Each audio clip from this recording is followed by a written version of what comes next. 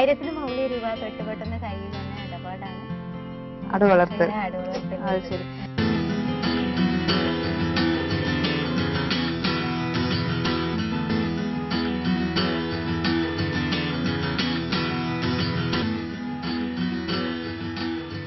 സ്ത്രീകളെ സംഘടിപ്പിക്കുവാനും മൈക്രോ സംരംഭങ്ങളിലൂടെ ക്രിയാത്മകമായ ഒരു ജീവിതചര്യ സൃഷ്ടിക്കുവാനും ഈ പദ്ധതി കൊണ്ട് ഉദ്ദേശിക്കുന്നു. ആട് കൃഷിയോടൊപ്പം മത്സ്യകൃഷിയും ശക്തമാക്കുവാനുള്ള പദ്ധതികളും പട്ടണക്കാടിൽ നടന്നുവരുന്നു. മുമ്പ് വെള്ളം കെട്ടി നിന്നിരുന്ന ഒരു തരിശു ഭൂമിയായിരുന്നു. തൊഴിലുറപ്പ് പദ്ധതിയിലൂടെ 44 പേർ 14 ദിവസം പണിയെടുത്താണ് ഇവിടെ നീരൊഴുക്ക് സാധ്യമാക്കിയത്. ഈ തോടിന്റെ ആഴം കൂട്ടിയതിലൂടെ വെള്ളപ്പൊക്ക ഭീഷണിയിൽ നിന്നും മോചനം നേടുകയും മത്സ്യകൃഷിയിലൂടെ വരുമാനം ഉണ്ടാക്കുകയും ചെയ്യുക എന്നതാണ് ഇവരുടെ ലക്ഷ്യം.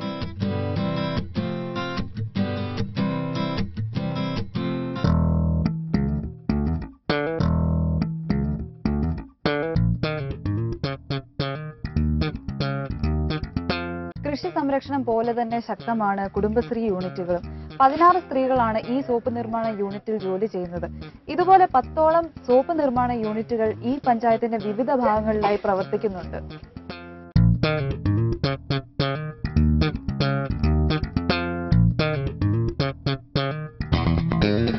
സൂര്യനെ പോലെ തിളങ്ങുവാൻ സൺലൈറ്റ് വാഷിംഗ് പൗഡർ.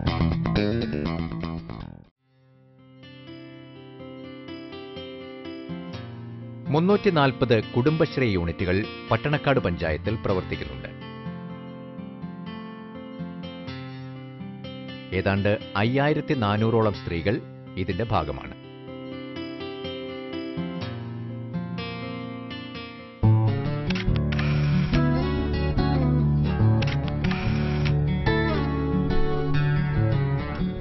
പട്ടണക്കാട് പഞ്ചായത്തിന്റെ പ്രധാന വികസന പരിപാടികളിലൊന്നാണ് കൃഷി സംരക്ഷണവും അത് കർഷക സ്വാശ്രയം ഉണ്ടാക്കുകയും.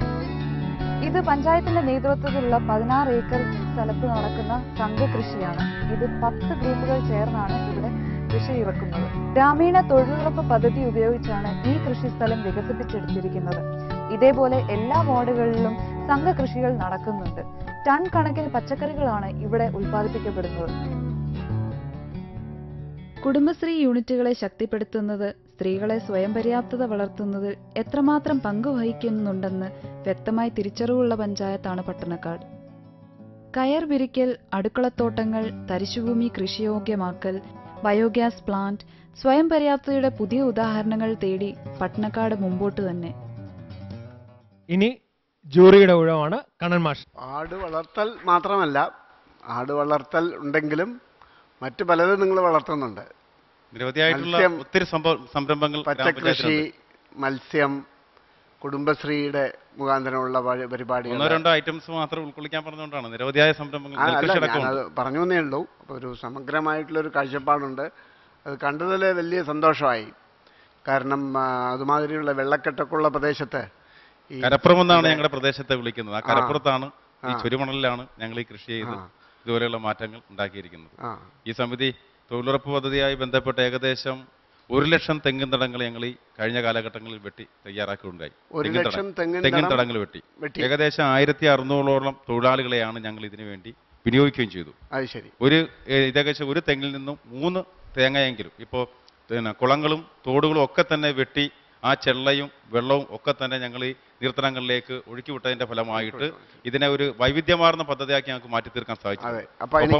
3 തേങ്ങയെങ്കിലും സാർ, ഒരു തെങ്ങിൽ നിന്നൊരു 3 തേങ്ങയെങ്കിലും ഞങ്ങൾക്ക് കൂടുതലായി ഉൽപ്പാദിപ്പിക്കാൻ കഴിയുമെന്നും അത് ഏകദേശം ഒരു 3 ലക്ഷം തേങ്ങയുടെ ഉൽപ്പാദന വർധനവ് ഞങ്ങളുടെ ഗ്രാമപഞ്ചായത്ത് പ്രദേശത്ത് ഉണ്ടാവുമെന്നുള്ളതാണ് ഞങ്ങളുടെ സാമ്പത്തിക കണക്ക്.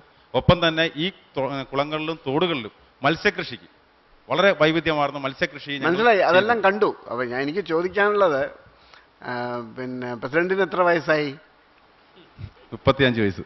35. അപ്പോൾ അതിൻ്റെ ഇത് കാണുന്നുണ്ട്.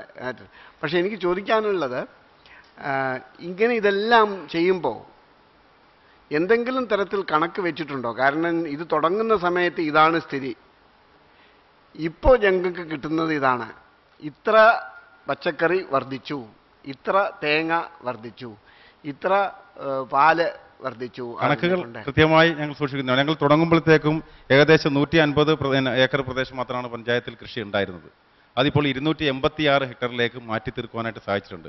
പച്ചക്കറി കൃഷി മാത്രം ഏകദേശം 560 ഏക്കറിലേക്ക് മാറ്റി തീർക്കുവാനായിട്ട് പട്ടണക്കാട് പഞ്ചായത്തിന് സാധിച്ചിട്ടുണ്ട്.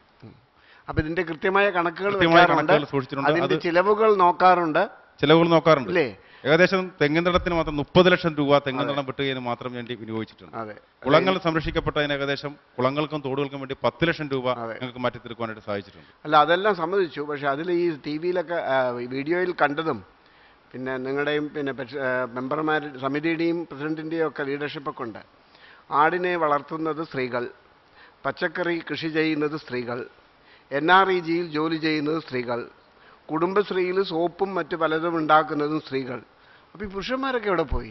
പുരുഷന്മാർക്ക് തൊഴിൽ ഇല്ല എന്ന് പറയാൻ കഴിയില്ല. പുരുഷന്മാരാണ് കയർ മേഖലയിൽ പരമാവധി ജോലി ചെയ്തുകൊണ്ടിരുന്നത്. പരമ്പരാഗത മേഖലയിലെ കയർ ഫാക്ടറികളിൽ പുരുഷന്മാർ പണിയെടുക്കുകയും അതിന്റെ റോ മെറ്റീരിയൽസ് അടക്കമുള്ളവ കയർ പിരുത്തവും അത് ഓടുന്നതുമായി ബന്ധപ്പെട്ട ജോലികളെല്ലാം സ്ത്രീകളുമാണ് ചെയ്തുകൊണ്ടിരുന്നത്. അല്ല, ഞാൻ വിചാരിച്ചു ജോലി ചെയ്യാൻ സ്ത്രീകളും ഇതിന്റെ നേട്ടങ്ങൾ പറയാൻ പുരുഷന്മാരും ആണോ? പുരുഷന്മാരെ കൂടി ഒരു പ്രത്യേകത എന്ന് പറയുന്നത് ആലപ്പുഴ ജില്ലയിൽ ഏറ്റവും കൂടുതൽ തൊഴിലുറപ്പ് പദ്ധതിക്ക് ചെലവഴിച്ച ഒരു ഗ്രാമപഞ്ചായത്താണ് പട്ടണക്കാട് പഞ്ചായത്ത്. ഏകദേശം 65 ലക്ഷത്തോളം രൂപ ചെലവഴിച്ചു കഴിഞ്ഞു. അത് 1 കോടിയിലേക്ക് ടാർഗറ്റ് ചെയ്യണം. ഈ പഞ്ചായത്തിൽ 100 ദിവസം തൊഴിൽ കൊടുക്കാൻ കഴിഞ്ഞ നിരവധി കുടുംബങ്ങൾ ഈ പഞ്ചായത്തിലുണ്ടാവും. ഒപ്പം തന്നെ ഇതിനകത്ത് ആണുങ്ങളുടെ പ്രത്യേകത എടുത്തു പറയാൻ കഴിയുന്ന ആണുങ്ങൾ നന്നായി പങ്കെടുക്കുന്ന ഒരു പ്രദേശം കൂടിയാണ് കാർഷിക മേഖലയിൽ പട്ടണക്കാട് പഞ്ചായത്ത്. ഇതിൽ ഉപയോഗശൂന്യമായ ജലസ്രോതസ്സോ പൈപ്പ് ജലമോ ലഭ്യമാവാത്ത വീടുകളുണ്ടോ? ഉണ്ടെങ്കിൽ എണ്ണം എന്ന് വെച്ച് പറയുന്നിടത്ത് ഉണ്ടെന്ന് പറയുന്നുണ്ട്, പക്ഷെ കണക്കൊന്നും പറയുന്നില്ല. ഇപ്പോഴും വെള്ളത്തിന് പ്രശ്നമുള്ള സ്ഥലമാണോ? വെള്ളത്തിന് പ്രശ്നം നന്നായി ഉണ്ടായിരുന്ന പ്രദേശമാണ്. സുനാമി ബാധിത പ്രദേശമാണ്. സുനാമിയിൽ 3 പേർ മരണപ്പെട്ട പ്രദേശമാണ്. ഏറ്റവും കൂടുതൽ ഓരു ജലങ്ങൾ കയറുന്ന ഒരു പ്രദേശമാണ്. ഇതിനെയൊക്കെ സ്പിൽവേ കൃത്യമായി നിയന്ത്രിക്കപ്പെട്ടും അതുപോലെ തന്നെ ഉപയോഗശൂന്യമായ എല്ലാ തോടുകളും കുളങ്ങളും വെട്ടി സംരക്ഷിച്ച് ജലസ്രോതസ്സുകളെ നിലനിർത്തുന്ന സംവിധാനവും ഒപ്പം പൈപ്പ് ജലവുമാണ് ഗ്രാമപഞ്ചായത്ത് പ്രദേശത്ത് ഇന്ന് ലഭിച്ചുകൊണ്ടിരിക്കുന്നത്. വെള്ളത്തിൻ്റെ പ്രശ്നമില്ല എന്ന് പറയാൻ കഴിയില്ല. ഒരു ജലപ്രദേശമാണ്, കടൽ പ്രദേശമാണ്. അതിനെ മറികടക്കുന്നതിന് വേണ്ടിയിട്ടുള്ള ട്യൂബ് വെല്ലുകൾ ഞങ്ങൾ നിർമ്മിച്ചുകൊണ്ട് പൈപ്പ് ജലത്തിലൂടെയാണ് ജനങ്ങൾക്ക് വെള്ളം കൊടുത്തുകൊണ്ടിരിക്കുന്നത്. ഈ കുട്ടികളുടെ വിദ്യാഭ്യാസത്തിലൊക്കെ പ്രത്യേകിച്ച് ഈ ആട് വളർത്തൽ, കൃഷി അങ്ങനെയൊക്കെയുള്ള കാര്യങ്ങളിലാണ് മുഖ്യമായിട്ടും ശ്രദ്ധ ചെലുത്തി. ഈ ആടുഗ്രാമ പദ്ധതിയിൽ സ്കൂളിലെ വിദ്യാർത്ഥികളെ കൂടി ചേർത്തിട്ടുണ്ട്. ഒരു ക്ലാസ് മുറിയിൽ ഒരു ആട്ടിൻകുട്ടി എന്ന് പറയുന്ന ഒരു പദ്ധതി കൂടി ഞങ്ങൾ ഇതിനോടൊപ്പം ക്ലബ് ചെയ്തിട്ടുണ്ട്. കഴിഞ്ഞ 2 വർഷക്കാലമായി ക്ലാസ്സിലെ ഏറ്റവും മിടുക്കന്മാരായി പഠിക്കുന്ന വിദ്യാർത്ഥികൾക്ക് ആടിനെ നൽകുന്ന ഒരു പദ്ധതിയുണ്ട്. വിദ്യാഭ്യാസ പദ്ധതിയിൽ ക്ലബ് എന്ന് പറഞ്ഞാൽ പഞ്ചായത്തിലെ എല്ലാ വിദ്യാഭ്യാസ സ്ഥാപനങ്ങളും ഒരേ നിറത്തിലാണ്, സ്കൈ ബ്ലൂവിലാണ് എല്ലാ വിദ്യാലയങ്ങളും, എല്ലാ അംഗനവാടികളും ഒരേ നിറത്തിലാണ്. വിദ്യാഭ്യാസ രീതികൾക്ക് മഞ്ചാടി എന്ന് പറയുന്ന തനതായ പ്രീ പ്രൈമറി സംവിധാനവും ആവിഷ്കരിച്ച് നടപ്പിലാക്കുന്ന പഞ്ചായത്ത് കൂടിയാണ്. ഈ നേട്ടങ്ങളെല്ലാം അംഗീകരിക്കുന്നു, പക്ഷേ എനിക്ക് ഈ നമ്പറുകളോടൊരു പ്രശ്നമുണ്ട്. നിങ്ങൾ ഈ നിരവധി പേർക്ക് 100 തൊഴിൽ ദിനം കൊടുത്തു എന്നൊക്കെ പറയുമ്പോൾ നിങ്ങൾ പ്രസിഡന്റും സെക്രട്ടറിയും കണക്ക് തന്ന അതിനകത്ത് അത് കഴിഞ്ഞ വർഷത്തെ കണക്കാണ്, തെറ്റായ രീതിയിലാണ് എൻട്രി ചെയ്യപ്പെട്ടത്. ഇപ്പോഴത്തെ ലേറ്റസ്റ്റ് ആയിട്ടുള്ള ഗവൺമെന്റിന്റെ അപ്രൂവൽ ആയിട്ടുള്ള തൊഴിലുറപ്പ് കണക്ക് പ്രിന്റ് ചെയ്ത് കൊണ്ടുവന്നിട്ടുണ്ട്. പ്രസിഡന്റും സെക്രട്ടറിയും ഒപ്പിട്ട് കൊടുത്ത കണക്കാണ്. അത് തിരുത്തൽ വേണമെങ്കിൽ പറയണം. വെച്ചാൽ ലേറ്റസ്റ്റ് ആയിട്ടുള്ള വന്നിട്ടുണ്ട്, മാറിയിട്ടുണ്ട്, ഗവൺമെന്റ് തന്നെ. അപ്പോൾ എത്ര കുടുംബങ്ങൾക്ക് 100 ദിവസം തൊഴിൽ കൊടുക്കാൻ കഴിഞ്ഞു? ആകെ 4861 കുടുംബങ്ങളാണ് പഞ്ചായത്തിൽ രജിസ്റ്റർ ചെയ്തിരുന്നത്. 3388 കുടുംബങ്ങൾക്ക് തൊഴിൽ നൽകിയിട്ടുണ്ട്.